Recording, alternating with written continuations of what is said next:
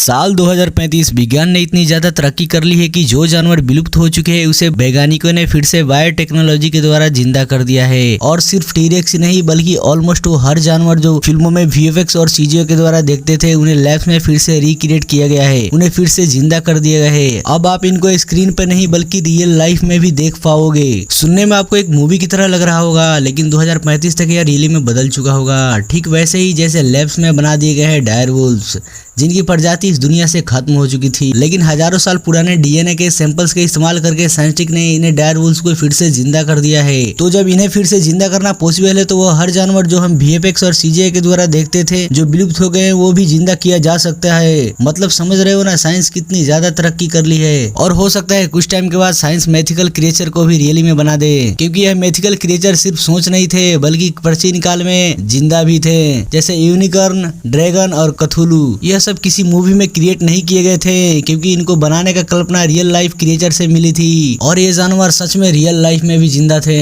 अगर इन सभी जानवरों को फिर से जिंदा कर दिया जाए तो वही जानवर इंसानों का विनाश का कारण बन सकता है।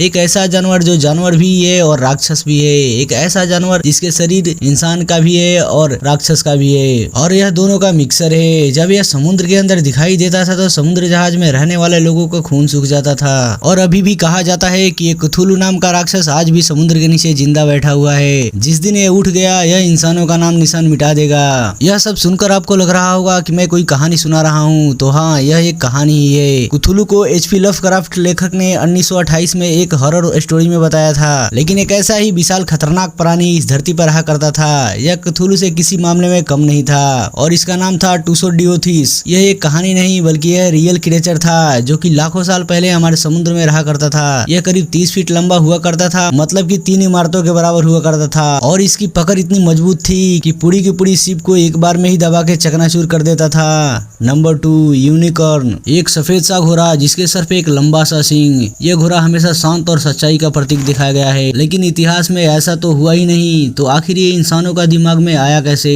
तो देखो, यह आया इसको देख के, जिसका नाम है एलास्मोथेरियम। यह कोई घोड़ा नहीं बल्कि एक हमारे धरती पर रहने वाला 4 मीटर लंबा सांड जैसा दिखने वाला गैंडा है। एलास्मोथेरियम कोई घोड़ा नहीं था, लेकिन प्राचीन काल में रहने वाले इसे साइबेरियन यूनिकॉर्न कहा करते थे।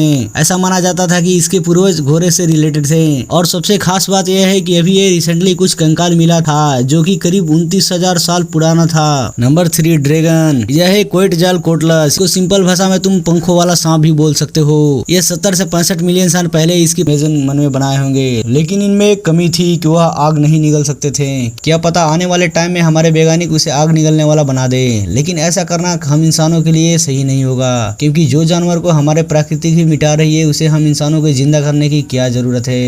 कहीं ऐसा ना हो कि जिस जानवर को हम इंसान जिंदा कर रहे हैं वही हमारा अंत का कारण बन जाए। और आपका क्या राय है कमेंट में जरूर बताना।